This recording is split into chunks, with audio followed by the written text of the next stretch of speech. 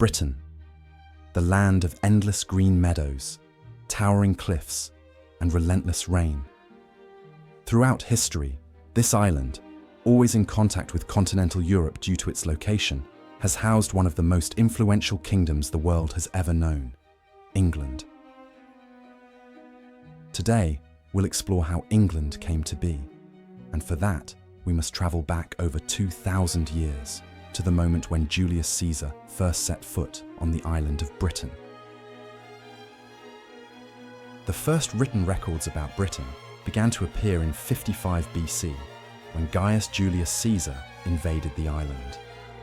At that time, the island was inhabited by the Britons, who shared a culture similar to the Celtic tribes Caesar had fought in Gaul.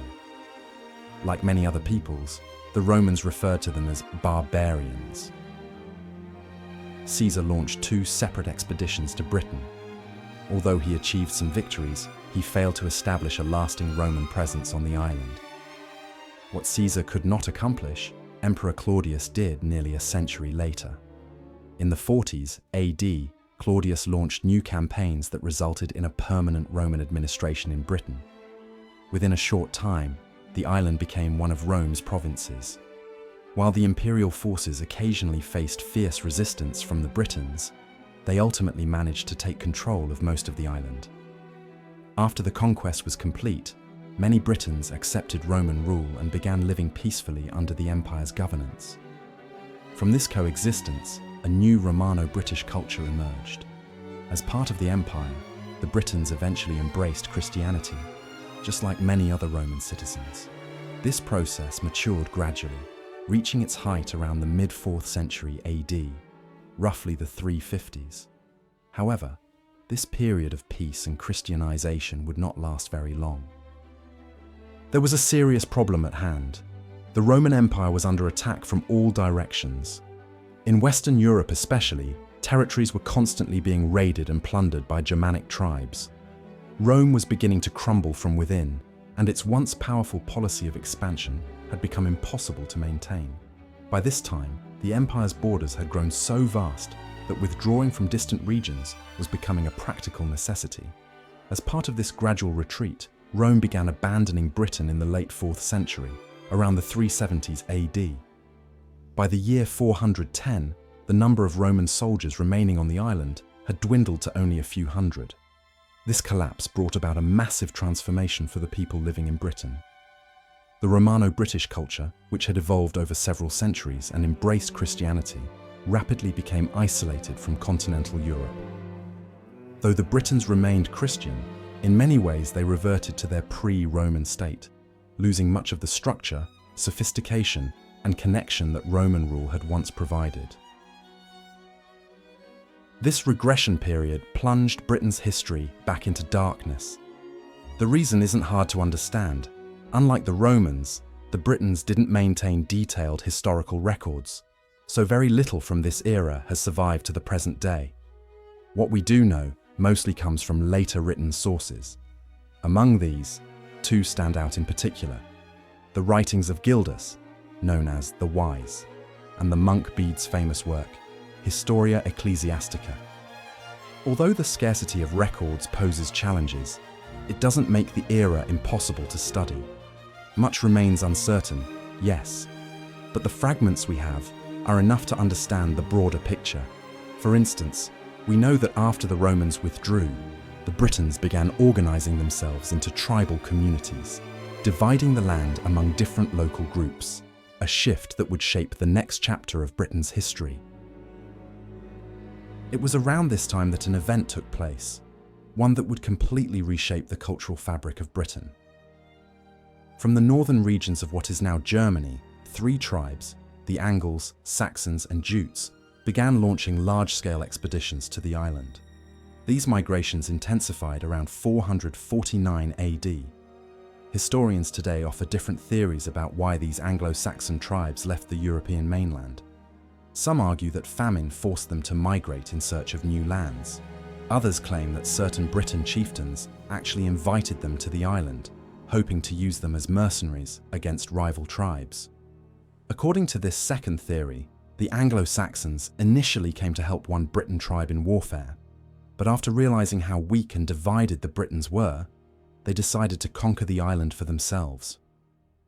Given Britain's fragile state at the time, along with Europe's own turmoil, both explanations seem plausible. Whichever theory we accept, the outcome remains the same. The Anglo-Saxons swiftly overpowered the Britons, seizing control of much of the island. The Britons, struggling to preserve their culture, were forced to flee westward, taking refuge in the region we now call Wales. The Jutes, who were fewer in number, settled in Kent and on the Isle of Wight. The Saxons took over the southern parts of the island, establishing the kingdoms of Wessex, Essex, and Sussex. Meanwhile, the Angles claimed the central and northern regions, founding the powerful kingdoms of Mercia and Northumbria. The transition from Roman to Anglo-Saxon culture brought not only profound historical consequences, but also changed the island's very name. Britannia continued to be used as the general name for the whole island. However, the southern and central regions, which maintained the closest contact with continental Europe, began to be called Angleland, meaning the land of the Angles. Over time, the word Angleland evolved phonetically into England, and thus the name of one of the most powerful kingdoms in history was born. So how exactly did the Anglo-Saxon order take shape across the island? How did these new kingdoms replace the old way of life? In truth, there wasn't much of an order in the early years. Most of the emerging kingdoms weren't founded through careful planning or organization. They were simply the result of circumstances. Whoever managed to conquer a region claimed it as their own. This was largely due to the warrior nature of the tribes that had begun arriving around 450 AD. After gaining dominance over the Britons, the Anglo-Saxon chieftains realized there was a vast amount of unclaimed land ripe for settlement. But to seize and hold these lands, they had to compete with one another, and that competition couldn't last long without loyal allies and soldiers. To secure their loyalty, leaders rewarded their supporters with shares of war spoils. But such a system was financially unsustainable. After all, treasure could be easily spent and quickly lost. Over time, they found a more practical solution to this problem. As their territories expanded, it became increasingly difficult for a single leader to control all of the conquered lands. So instead of trying to manage everything alone, they began dividing unused lands among their followers. Rather than handing out short-lived plunder, they offered land for farming and herding, ensuring both loyalty and productivity. Families were granted land based on their closeness to the leader and the support they had provided in battle. This system of land distribution gradually required a more structured form of governance, and so tribal leaders evolved into kings, while their rewarded followers became lords and barons. By the end of this transformation, the chaotic age that had followed the Anglo-Saxon invasions seemed to be giving way to a new, more stable social order. At this point, the island had started attracting Europe's attention. Among those intrigued by this new Anglo-Saxon order was Pope Gregory the Great. In 595 AD, he sent a monk named Augustine to Britain with a clear mission: to convert the island's people to Christianity. The Pope not only provided financial support for the mission, but also sent some of the most skilled monks of the Roman Catholic Church to accompany Augustine. However, the task proved far more difficult than expected. The Anglo-Saxon rulers and their pagan subjects reacted harshly to the idea of abandoning their old gods. Facing growing hostility, Augustine lost heart and eventually returned to Rome. But the Pope wasn't ready to give up on Britain that easily. He persuaded Augustine to try again. And on his second attempt, things began to change. In the powerful southern kingdom of Kent, its ruler, King Ethelbert, accepted Christianity. This single decision marked the beginning of a spiritual transformation across the island. Over the next 100 years, one by one, the other Anglo-Saxon kingdoms followed suit, embracing the Christian faith. The Christianization of Britain had a profoundly positive impact. As mentioned earlier, the Anglo-Saxon kings and their people were traditionally pagans, who believed that true honor could only be earned through battle. Mercy was seen as weakness, and differing gods often meant endless wars among rival tribes. With the arrival of Christianity, however, came a shared belief system that encouraged unity rather than division. And from this newfound spiritual unity, a new idea began to take root: the vision of one kingdom, one England, under one king. This vision of unity soon began to take shape across the island. By the early 7th century, one kingdom in particular started to rise above the rest: Mercia. The Mercian kings extended their influence over much of the territory south of Ethelred's realm, consolidating power and prestige.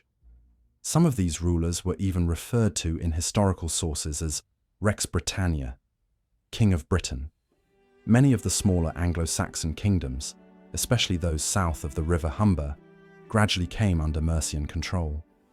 Though the Mercian kings didn't hold absolute authority, they exerted considerable influence over the local rulers.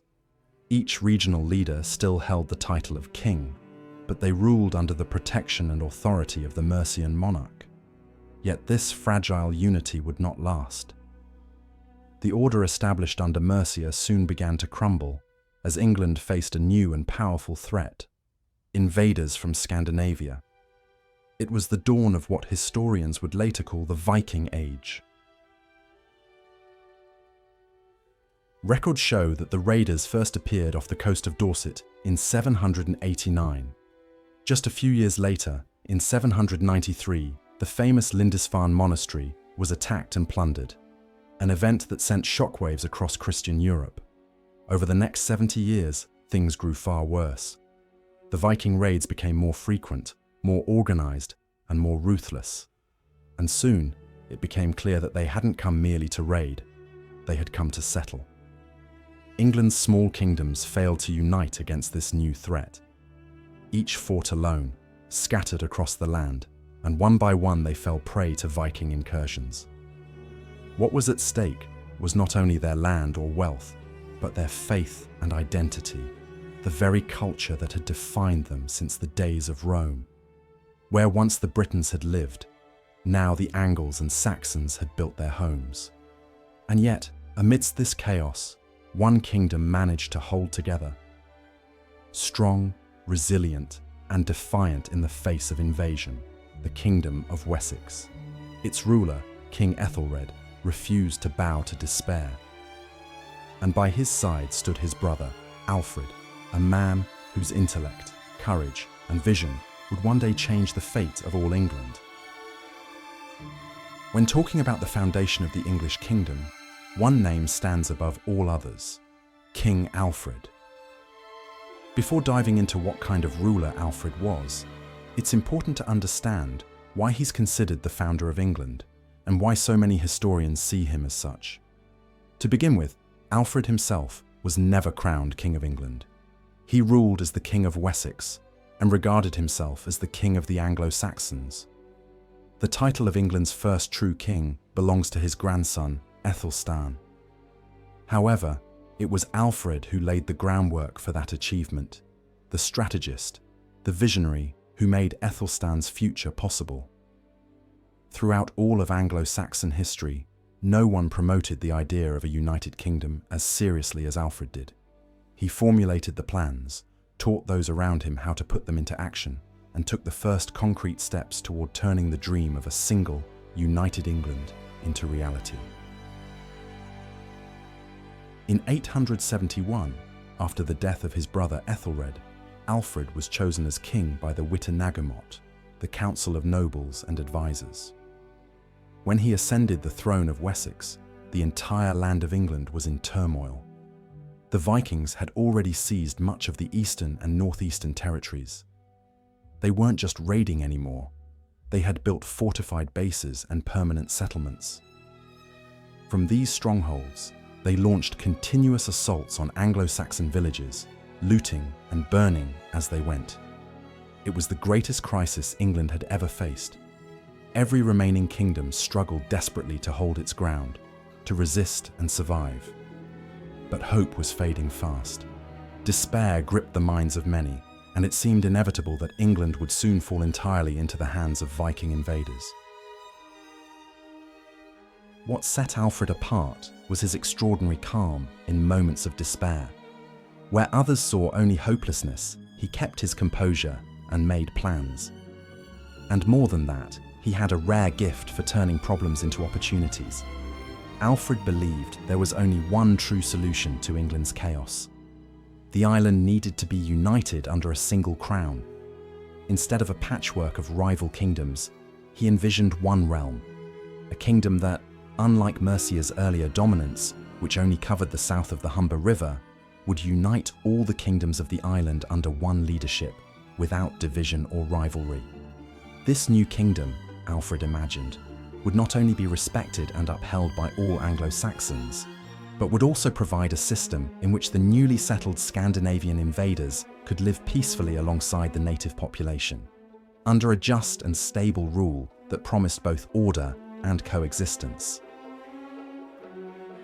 Alfred's vision of a united kingdom, one that included even the Vikings, was revolutionary for its time. Before him, every Anglo-Saxon ruler had believed that the only way to deal with the Norsemen was through total war. But Alfred saw things differently.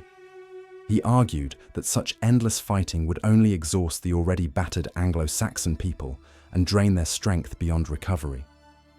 In his mind, any lasting peace required making space for the Vikings, who, after decades of raids, had become a permanent presence on the island. The challenge was immense. How could he possibly convince these ruthless Scandinavian warriors, famous for their brutality, that peace could serve their interests too? As I mentioned earlier, Alfred had a remarkable gift. He could see opportunity where others saw only danger. He understood that most Vikings came to England for wealth and fertile land, not for eternal bloodshed, and he believed that once they secured enough land and prosperity, their desire to fight would fade. To put this idea into practice, he introduced a system known as Danegeld. The word combined Dane, referring to the Danish Vikings who made up the majority of the invaders, and geld, an Old English term meaning payment or tribute. Here's how it worked. When Viking raiders crossed into Wessex territory, the king and his allied leaders would assemble their forces. But instead of launching straight into battle, they offered the Vikings money. For many Norse warriors, the deal made perfect sense. They knew Alfred's army had defeated them before, and that the Anglo-Saxons were not an easy target. By accepting payment, they could gain a share of wealth without losing men in battle, an attractive alternative to the uncertainty of war. Of course, the Danegeld system wasn't flawless. Some Viking bands took the money and still attacked afterward. But overall, it worked far better than anyone expected. It prevented the Saxon forces from being constantly drained by endless wars. And, perhaps more importantly, it showed that peace between enemies could exist when mutual interests aligned. Through Danegeld, Alfred managed not only to resolve some of England's most pressing problems, but also to demonstrate how his vision of a unified kingdom could actually function, a kingdom where even former foes could coexist under a shared system of order and pragmatism. Alfred's reign began with bold and innovative reforms, but peace was still fragile, and some Vikings, after accepting the Danegeld payments, continued their raids nonetheless. In January 878, one such group launched a surprise attack on Alfred's base. Many of his warriors were killed, and the rest scattered across the countryside. Alfred himself barely escaped, fleeing into the swamps of Somerset for safety. Soon, rumors spread across the kingdom. People whispered that the king was dead. Despair once again took hold. After 70 years of suffering, just as hope for liberation seemed within reach, everything appeared lost. But the English didn't know the truth. Alfred was still alive. Within less than a year, he managed to regroup his remaining forces and struck back.